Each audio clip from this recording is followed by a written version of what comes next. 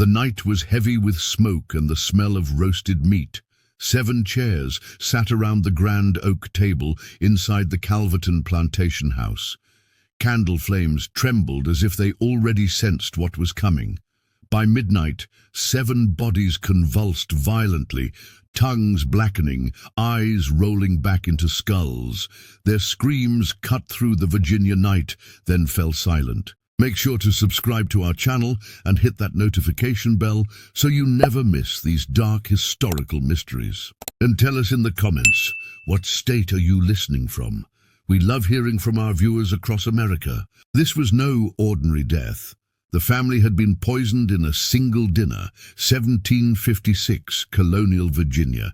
The culprit was not a foreign invader, not a rival plantation master. It was Sarah Williams, an enslaved woman, the head cook who had fed this family for years. And what she left behind was not just death, but a mystery laced with forbidden knowledge and whispers of ritual. The records of this night were buried. For over 2 centuries, silence cloaked her story. Then, in 1987, inside a water-rotted trunk hidden in the ruins of an old courthouse, investigators discovered her journal. Handwritten notes, pressed leaves, and strange coded drawings revealed Sarah's secret. She had mastered poisons from indigenous plants with such precision that her knowledge rivaled European chemists of the Enlightenment. But her notes suggested more than science. They hinted at ritual. Was this an act of vengeance? Or was Sarah part of something far darker, a network of enslaved minds trading forbidden recipes, keeping alive an ancient memory that the masters could never erase? Before we go deeper, understand this. What you're about to hear was never meant for the public. These truths were smothered under centuries of silence because they suggest something terrifying about America's past. Tonight, we walk through the ashes of the Calverton family. But more than that, we step into the shadows of Sarah's mind, where science, ritual, and rebellion converged into something history could not explain. And as you'll see, the question was never why she poisoned them. The real horror is what she unleashed. Morning broke over the Calverton plantation like any other. The fields stretched wide, damp with mist, the air thick with the scent of tobacco. But inside the grand house, silence reigned. 7 corpses lay scattered where they had fallen, faces twisted into grotesque masks of suffering. Their skin bore strange discolorations, tongues charred black, veins bulging like rivers under the flesh. Even seasoned doctors who examined them whispered it looked less like poisoning and more like a curse. Sarah Williams did not flee. She stood quietly in the kitchen, hands folded, watching as overseers stormed in. They bound her wrists in rope, but she offered no struggle. Neighbors who were summoned recalled her calm expression. Not defiance, not guilt. Something else. Something unreadable, as if she knew this was only the beginning of her story. The plantation masters demanded justice. Colonial officials gathered quickly, fearful of unrest. For them, this was more than a family's death. It was a terrifying precedent that one enslaved woman, without an army, without a weapon, had crippled a household of wealth and power with nothing but her knowledge. If Sarah's method spread, control over the enslaved population could collapse overnight. In her first interrogation, Sarah said almost nothing. When pressed, she muttered lines officials recorded, but later tried to strike from the record. Roots remember, leaves carry memory, and the blood of the master feeds the earth.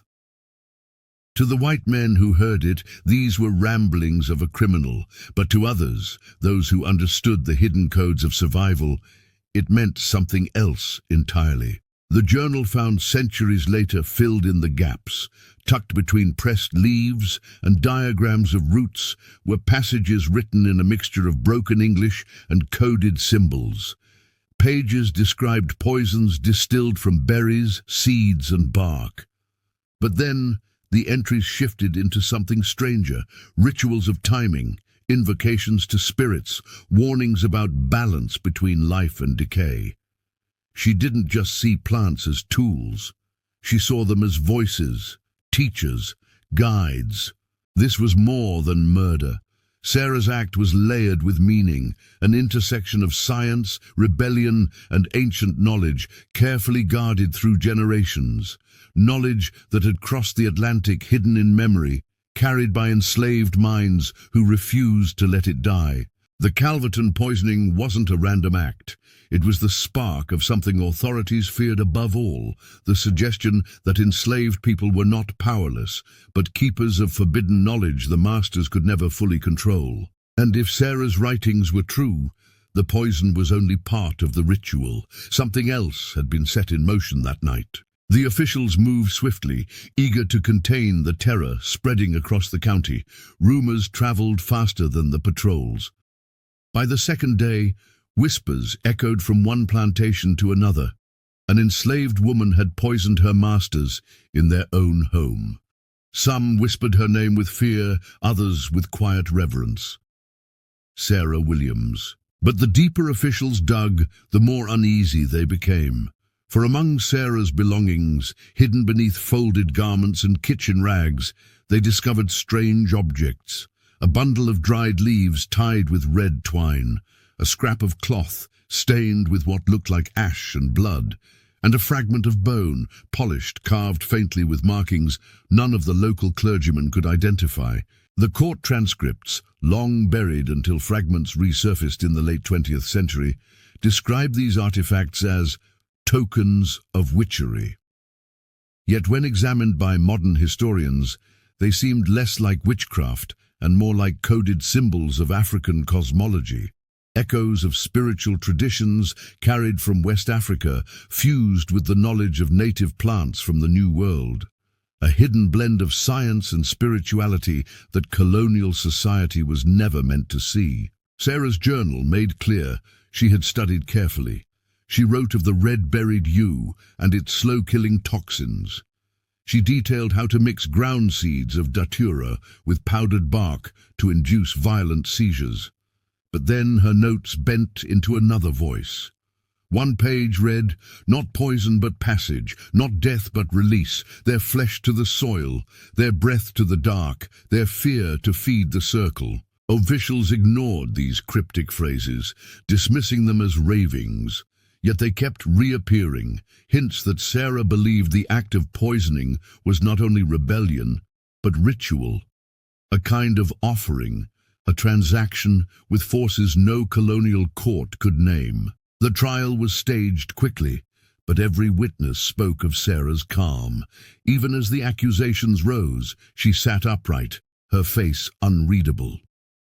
One plantation mistress whispered that when Sarah's eyes met hers, it felt like staring into someone who already knew the verdict of history itself. But what unnerved the courtroom most wasn't her silence.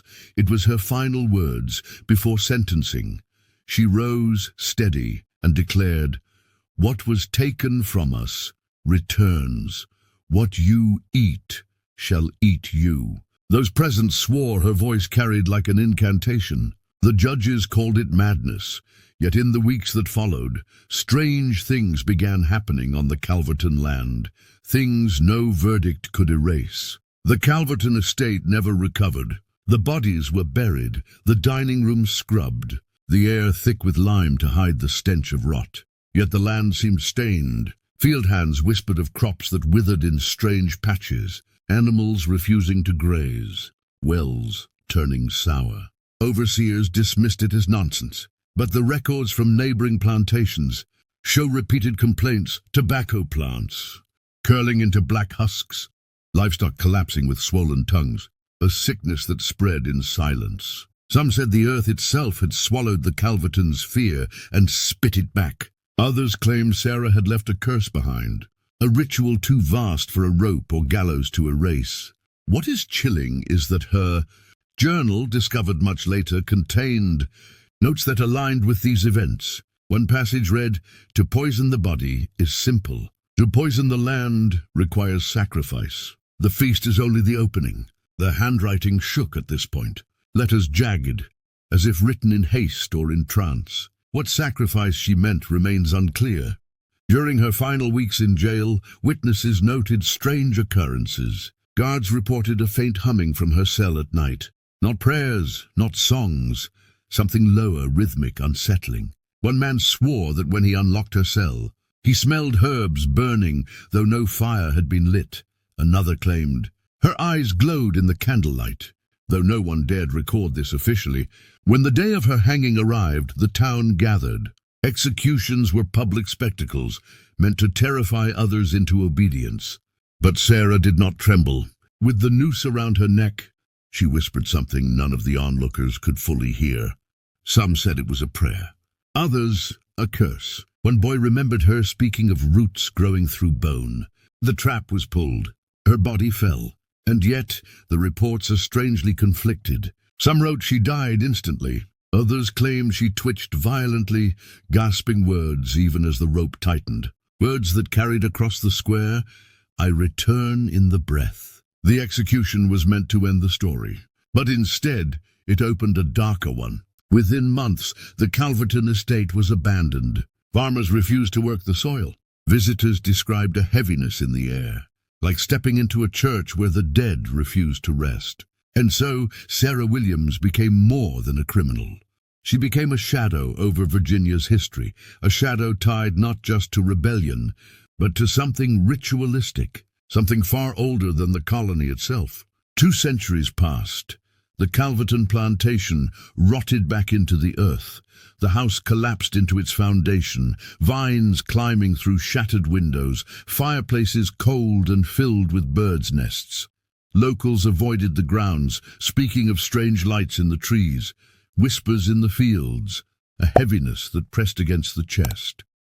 By the 20th century, the story of Sarah Williams was little more than a ghost tale told in hushed voices. Then in 1987, everything changed. During renovations of a decaying county courthouse, workers stumbled across a waterlogged trunk buried beneath the floorboards.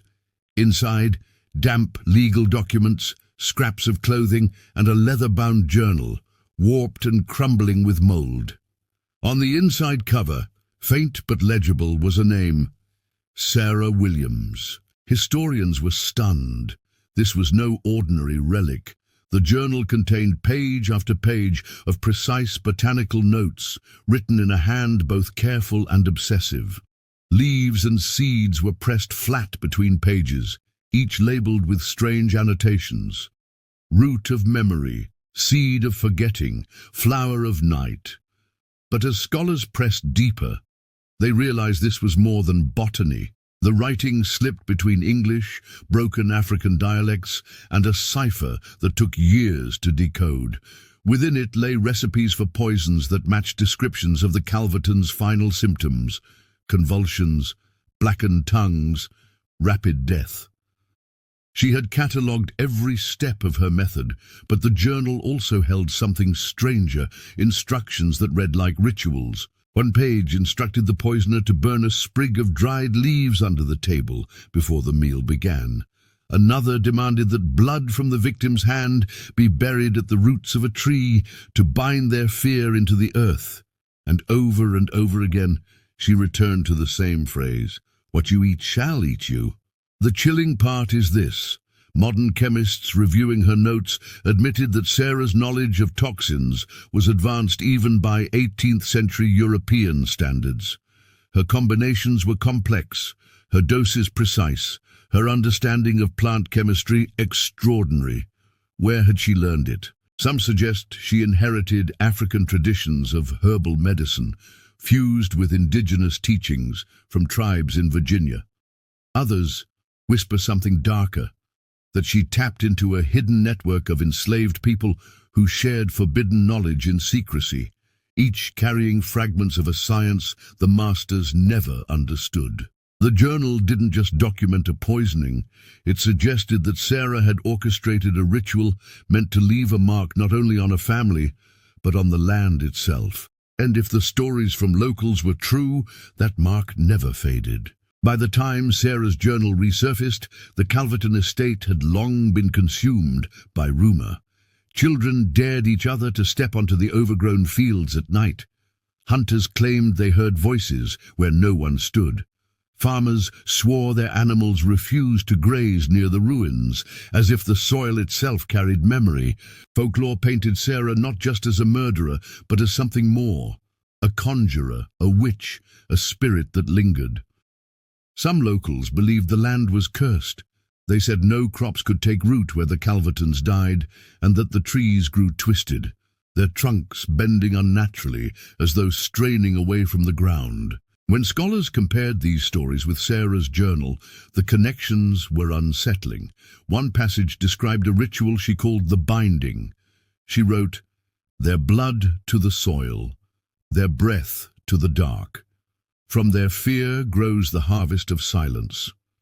The instructions were methodical: burn leaves, spill blood, bury ash at the roots of trees. And she warned, if the ritual was incomplete, the land itself would grow restless. To the colonial courts of 1756, such writing was dismissed as madness. But for anthropologists in the 1980s, her words bore the fingerprints of deep spiritual traditions. They saw echoes of West African cosmology, where earth and spirit are bound together, and where the act of feeding the soil with blood or offering is believed to shape the living world. Sarah's poisoning, then, may not have been simply murder. It was a ritual sacrifice, transforming the Calvertons' bodies into offerings, their deaths a binding that tied their power back into the land. And the folklore supported it. Some locals swore that storms lingered unnaturally over the area, lightning striking the same patch of earth again and again. Others said that anyone who tried to build on the old plantation felt an oppressive weight. Tools breaking, workers falling ill, foundations crumbling. It was as though the ground rejected intrusion. Even stranger were the accounts of dreams. Visitors described waking in the night after staying nearby, haunted by visions of a woman humming in the dark, grinding leaves with a stone, her eyes reflecting candlelight. They would wake drenched in sweat, her voice still in their ears. Was it imagination? Or had Sarah's ritual created a memory too strong to fade, echoing through time like a scar pressed into the soil? The journal suggested her intent was never revenge alone. It was permanence. By the late 18th century, authorities had made a quiet decision. Sarah Williams' story could not be allowed to survive. Colonial courts and church leaders colluded in an unspoken cover-up. Official records were destroyed, witness testimonies altered, and the narrative simplified. A simple crime of murder motivated by malice, committed by a singularly wicked woman. No mention of ritual, no reference to the roots, the ashes, or the land itself. It was a pattern repeated across history. Institutions, especially those wielding both power and morality, have always buried inconvenient truths. Stories that hinted at knowledge, rebellion, or forbidden practices were sanitized. People like Sarah, women, enslaved, intelligent, were stripped of context, reduced to caricatures of evil, their methods dismissed as superstition. Yet fragments remained. Even in censored records, curious anomalies appear, notes of blackened tongues, convulsions, and twisted corpses, details too specific to be myth. And hints in diaries, letters, and local oral histories spoke of her calm demeanor, her uncanny understanding of plants, and whispers that the land itself had not forgiven the Calvertons. Sarah's ritual knowledge, preserved in secret, was part of a broader network. Other enslaved communities carried coded recipes, methods of healing, and, when necessary, methods of resistance. It was forbidden knowledge, passed quietly from one generation to the next, hidden from the eyes of masters who sought control. Historians studying the 1987 discovery of her journal noted the sophistication of her instructions. She did not merely record poisons, she detailed timings, sequences, and ceremonial elements. The text hinted at a layered understanding, botanical science intertwined with ritualistic intent. Her work was both practical and symbolic, death as rebellion, sacrifice as memory, and fear as a weapon that outlived her execution. Even the architecture of the plantation bore her influence, though invisible to the untrained eye. Kitchens, gardens, and hidden paths were not only functional, but also aligned with the spaces needed for her ritualistic practices. She had turned everyday life into a web of unseen forces, a hidden theater where every meal, every gathering could become an instrument of her intent. And despite centuries of erasure, the echoes persisted. The soil retained memory, folklore grew, descendants of the region unknowingly repeated her patterns, hesitations at certain grounds, rituals performed without conscious knowledge, superstitions that now seemed mundane. Sarah Williams' story, meticulously buried, was not dead. It waited, patient and insidious, for discovery. By the 19th century, the Calverton lands were largely abandoned, but the psychological residue remained. Neighbors spoke of oppressive shadows creeping across the fields at dusk. Travelers passing by reported sudden nausea, chills, and a sense of being watched. Some claimed they saw glimpses of a figure near the ruins, a woman bent over herbs, her eyes catching the last light of day, humming a rhythm that unsettled the soul. Psychologists and folklorists who later examined these accounts described what could only be called residual trauma. The land, saturated with death and ritual, seemed to imprint memory into the environment. Even generations later, the descendants of local families spoke of inexplicable unease, dreams filled with whispers, and moments when they felt drawn to certain trees or stones for no reason they could articulate. Sarah's ritual, if the journal was accurate, was not merely about killing a family. It was about transferring energy, fear, death, and resistance into the living world. The act of poisoning, combined with specific timings, blood, and burned herbs, created a kind of imprint. Every step of the ceremony reinforced a hidden logic, one that tied her actions to the land, to plants, and perhaps to forces no one in 1756 could have named. Those who dared to farm the soil often failed, not from lack of skill, but from invisible interference. Livestock refused to enter certain pastures, crops rotted in oddly symmetrical patches, weather seemed to twist unnaturally over the old Calverton fields. Even birds and insects avoided the estate. Accounts from the 20th century, when the journal was rediscovered, made this eerily clear. Researchers visiting the site recorded a suffocating heaviness in the air, inexplicable tremors in the earth, and fleeting shadows at the periphery of vision. Soil samples taken near the original dining room, when tested, revealed concentrations of compounds consistent with toxic plants Sarah had used, preserved surprisingly intact over centuries. Yet the true horror, if you can call it that, was what seemed to linger in human memory. Those who studied her journal often found themselves dreaming of the events, sensing Sarah's presence in ways that defied rational explanation. Many admitted waking in the night with a strange compulsion to arrange leaves or herbs as if unknowingly continuing her ritual. It became clear Sarah Williams had created something enduring, not merely death, not merely revenge, but a layered imprint upon the world. And the more scholars and locals investigated, the more they realized that the story they had been told of a single woman poisoning a single family was only the surface of something much darker. Sarah Williams' genius was not limited to her poisons. Her journal hinted at a hidden network of enslaved knowledge, an intelligence so subtle, so meticulously preserved, that colonial authorities could never fully suppress it.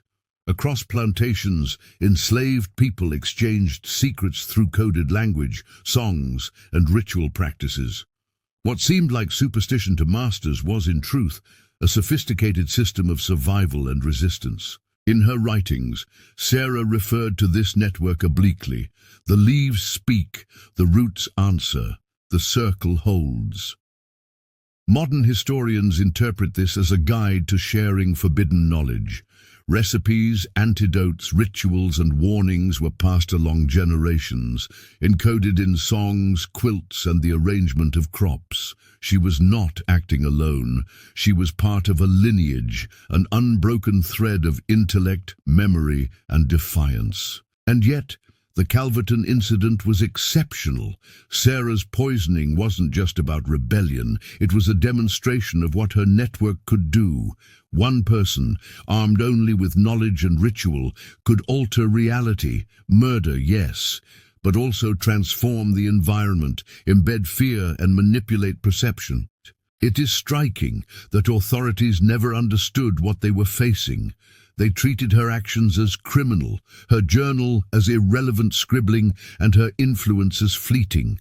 But the land, the folklore, and the surviving fragments of oral histories suggest otherwise.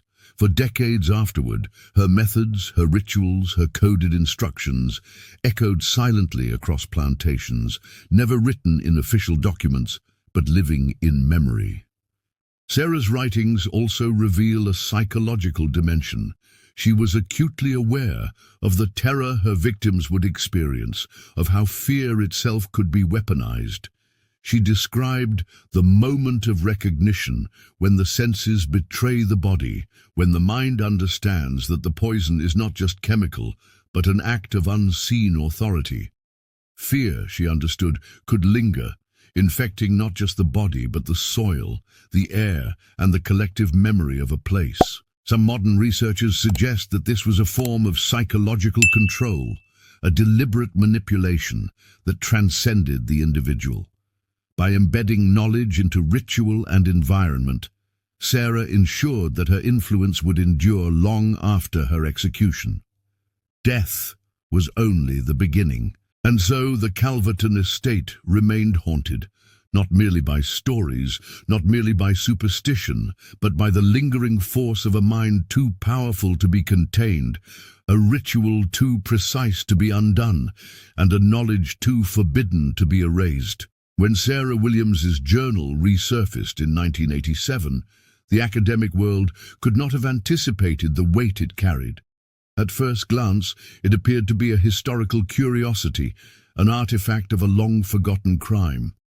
But the deeper scholars delved, the more they realized that this was not just a document, it was a map of knowledge deliberately hidden, coded, and ritualized, stretching across centuries. Chemists verified her toxicology notes, amazed at the precision. Botanists traced her plant references, noting she had catalogued flora native to Virginia and West Africa, combining them in ways that produced lethal compounds with uncanny efficiency. Anthropologists recognized the spiritual annotations, instructions for timing, placement, and symbolic gestures that elevated her work from chemistry to ritual. Every action had intent, every detail mattered. The more unnerving discoveries were psychological. Some researchers studying the journal reported dreams and sensations mirroring what Sarah described in her writing. They spoke of feeling observed, of sudden panic when thinking about the Calverton estate, even when miles away. A few admitted feeling compelled to mimic small parts of her rituals, arranging herbs, sketching symbols without conscious awareness. It was as if Sarah had encoded herself into her work. The journal functioned as a bridge between centuries, transmitting not just knowledge, but a lingering presence, a pattern of control that defied rational explanation. Some called it a form of ancestral intelligence, others whispered that her consciousness had somehow endured within her practices. Meanwhile, historians piecing together the broader picture of enslaved networks began to connect the dots. Sarah was not a lone genius.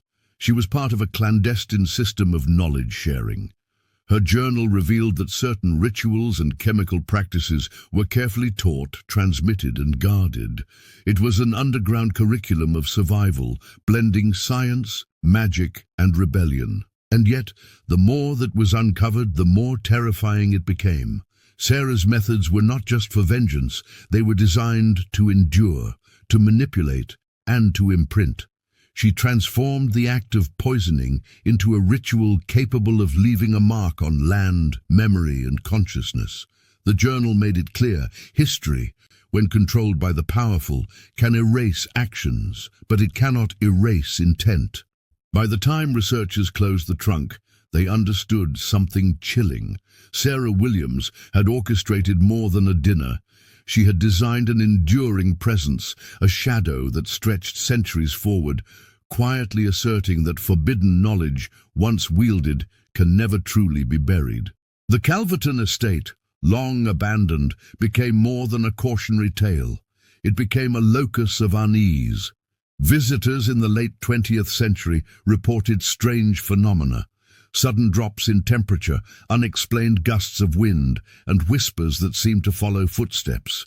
Animals refused to graze, crops struggled to take root, and even the sun seemed muted over certain patches of earth. Researchers studying the land found anomalies in soil composition. Certain plants Sarah had used in her toxins left trace compounds that survived for centuries, subtly affecting other vegetation. What she had crafted was no longer just a recipe for death. It had become a lingering ecological signature. The environment itself seemed to remember, as though the ritual had imprinted onto the very land. Local folklore amplified the terror. Tales of ghostly figures at dusk, humming chants, and faint shadowed movements in ruined kitchens circulated through towns. Farmers would suddenly abandon fields for no rational reason, feeling an unseen presence pressing against their minds. And when psychologists interviewed these witnesses, they noted something remarkable. Almost all described sensations consistent with Sarah's own notes about fear. The moment of recognition, the sense of being observed by an unseen intelligence. The interplay between environment, psychology, and ritual was undeniable. Sarah's design had been meticulous. She understood that poisoning a body could create immediate consequences, but poisoning the land, embedding a rhythm of fear into a location, could last generations. She was no longer just an enslaved cook. She was an architect of enduring influence. Modern historians and scientists began to see Sarah's work not simply as criminal, but as a sophisticated form of early bioritual. Her knowledge combined chemistry, ethnobotany, psychology, and spiritual practice in a way far ahead of her time. Every aspect of her dinner, every timing of her preparations, and every placement of herbs served multiple purposes: immediate effect, symbolic act, and long-term imprint. Even the architecture of the plantation seemed implicated. Kitchens, hidden pathways, and gardens aligned perfectly with the rituals described in her journal. The act of cooking, feeding, and serving became a ritualistic choreography, an invisible performance whose consequences extended beyond the meal. Sarah Williams had transformed a simple dinner into a phenomenon of history, psychology, and environment. What she left behind was not just a story of revenge, it was a blueprint for a force that outlived her, persisting invisibly in the land, in the air, and in human memory. By the late 20th century, forensic science and historical research converged in ways that Sarah Williams could never have imagined. Toxicologists, chemists, and anthropologists gathered to study the journal and the remnants of the Calverton estate. Their goal was to separate myth from reality, to determine whether the stories were exaggeration or if Sarah's work had left tangible traces. The findings were disturbing. Chemical analyses of soil samples from areas corresponding to her ritual instructions revealed trace alkaloids and other compounds consistent with her notes, substances that should have degraded within decades, yet persisted. Botanists marveled at the complexity of her plant combinations, some of which had never before been documented in colonial America. Her knowledge of timing, dosage, and preparation demonstrated a sophisticated understanding of both natural chemistry and the human body. But the environmental data was only half the story. Oral histories and folklore from neighboring communities suggested psychological consequences too. People reported persistent unease near the estate, vivid nightmares, and the inexplicable sensation of being observed. Scholars began to theorize that Sarah had created not just a biochemical effect, but a layered psychological imprint, an act of control reaching beyond death. When combined, the evidence suggested a chilling reality. Sarah's ritual had been multidimensional. Poisoning the family was the immediate effect. Embedding traces into the land ensured long-term consequences. And the ritualistic performance, her careful timing, chants, and gestures seemed to have amplified the imprint, leaving an invisible pattern on the environment and the collective memory of the community. Even today, the journal serves as a guide, a record of knowledge authorities once tried to erase. Scholars have noted that her instructions were designed for longevity, for secrecy, for influence that persists beyond the lifespan of any individual. Sarah's genius lay not merely in murder, but in the way she intertwined science, ritual, and rebellion into a form of enduring power. This is where history meets horror. We are left with a question authorities never answered. How much of Sarah's influence survived beyond her execution? Did her ritual embed a consciousness into the land? Did it teach succeeding generations to act, knowingly or unknowingly, in ways she intended? As historians piece together these fragments, one thing is clear. Sarah Williams did more than poison a family. She altered reality itself, leaving an invisible signature that challenges what we think we know about history, power, and the persistence of knowledge that authorities tried desperately to bury.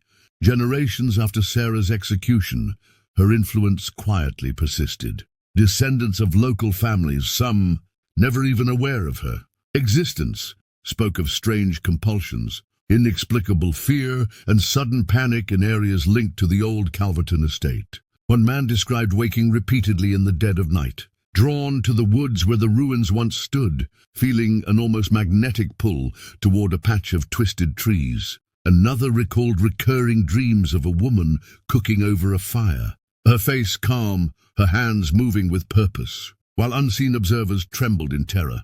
Psychologists studying these accounts noted a pattern. The fear described was not typical anxiety or trauma. It seemed almost learned, as if transmitted through memory, oral history, or some residual energy left by Sarah's ritual. People reported moments of sudden insight, strange knowledge of plants, or urges to arrange objects in ritualistic patterns, all echoing instructions found in her long-lost journal. Anthropologists began to suggest that Sarah Williams' act was less an isolated crime and more a generational imprint. She had encoded knowledge, fear, and ritualistic influence so deeply into her environment and community that it could persist across centuries. Her poisoning was only the overt act. The subtle, enduring effects, the psychological and environmental signatures were far more potent. Even modern visitors to the area reported unease. Cameras would malfunction, thermometers would spike and plummet, and audio recorders picked up faint humming or rustling when no one was present. Some claimed fleeting shadows at the edges of vision, vanishing when looked at directly. These were not simply ghost stories. They were echoes of a ritualistic intelligence embedded in the land itself. Sarah's genius lay in foresight. She had understood that power does not require visibility. Her ritual leveraged chemistry, psychology, and landscape in tandem. By poisoning the family and performing her rites, she created a multi-layered influence, immediate death, environmental persistence, and psychological resonance across generations.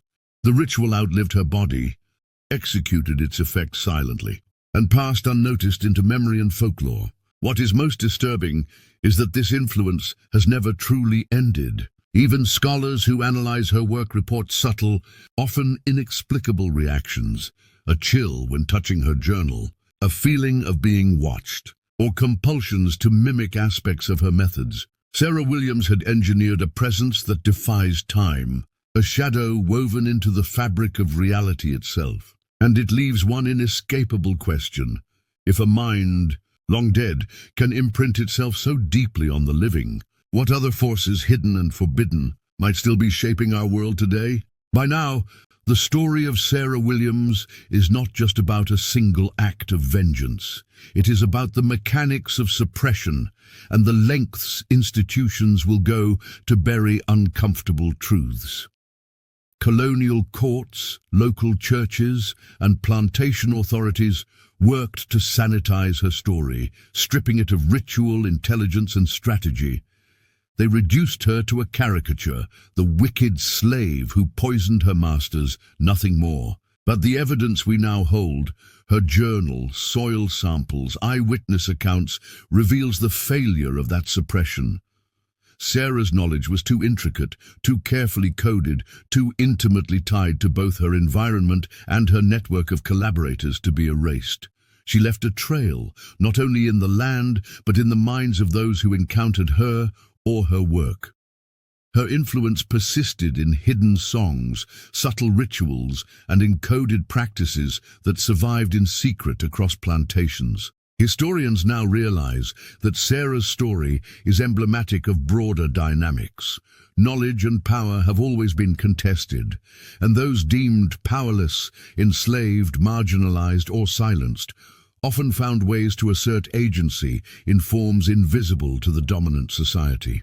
Poisoning, ritual, and encoded communication became a language of resistance.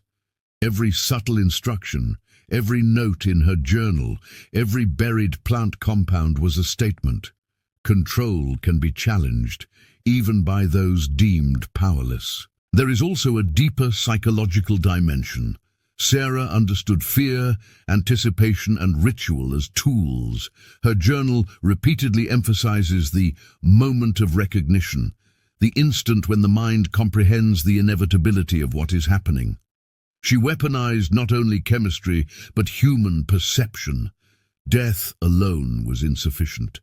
The terror, the ritual, the knowledge that someone somewhere had anticipated every reaction, this was her true mastery. And yet, Sarah's genius is intertwined with horror. She created a ripple effect that reached beyond the immediate, embedding consequences in land, memory, and psychology. Every subsequent generation unknowingly interacted with the patterns she left behind, perpetuating influence she could not have lived to witness, but had designed with precision. This story challenges us. It asks, how many acts of forbidden knowledge, coded rebellion, or suppressed intelligence remain hidden in plain sight? How often do those in power succeed only in hiding the truth temporarily, while the seeds of influence persist invisibly? Sarah Williams' dinner, her ritual, her journal, they are proof that history is not always what it seems. The question is no longer whether she acted alone, but whether her design continues to operate quietly, shaping perception and events long after her execution. The deeper you examine Sarah Williams' story, the more it resembles a psychological labyrinth. By the time modern historians pieced together her journal, the Calverton estate, and oral histories, a terrifying pattern emerged. She had not only poisoned a family, she had engineered a presence that continued to act centuries later. Visitors to the ruins report sudden bouts of vertigo, unexplained whispers, and shadows flitting just beyond vision. Animals refuse the grounds, crops wither in precise patterns, and equipment fails for no rational reason. Those sensitive to environment, farmers, gardeners, researchers, often report the same oppressive weight pressing against their chest. Every layer of her ritual, every placement of plant matter, every coded sequence in her instructions seems to have amplified her ability to influence perception itself. Her genius lay in integration. Chemistry, ritual, psychology, and landscape all converged. Poisoning a body alone produces immediate consequences, but Sarah understood the power of embedding effect into environment. Fear, death, and ritual became a combined force that no execution, no erasure of record could dissipate. Her presence, as terrifying as it is intangible, became part of the very fabric of the land. And consider this. Generations of locals have unknowingly repeated aspects of her ritual, planting, arranging, moving objects according to patterns preserved only in memory or tradition. Her network, passed through song, work routines, and coded gestures, continues to operate in hidden ways. Influence does not die, it mutates, adapts, and persists. Sarah Williams' story forces a grim question. What is history really? Who decides what is recorded and who is left out? The official narrative painted her as a criminal, stripped her knowledge of context, and erased her ritualistic genius. But the land remembers, folklore remembers. And when the journal resurfaced, so did her presence. Her act was simple on the surface, poison a family, but its design was layered, enduring, and far-reaching. Her intellect, her ritual, her understanding of fear and perception allowed her to escape temporal constraints. Even centuries later, we feel her influence. It is subtle, psychological, environmental, almost supernatural, and impossible to fully contain or explain. What remains is not just terror but wonder. A single woman enslaved, operating under the oppressive weight of colonial society, managed to assert a form of power that not even death could erase. By now, it's clear. Sarah Williams's story never ended with her execution. Her ritual, her knowledge, and her presence persisted in ways authorities could not anticipate. The land itself carries her signature. Crops, animals, even the wind over the ruined estate seem influenced by patterns she set centuries ago. And perhaps most unsettling of all, the human mind, the very memory and perception of those who encounter her story, has become part of the mechanism she designed.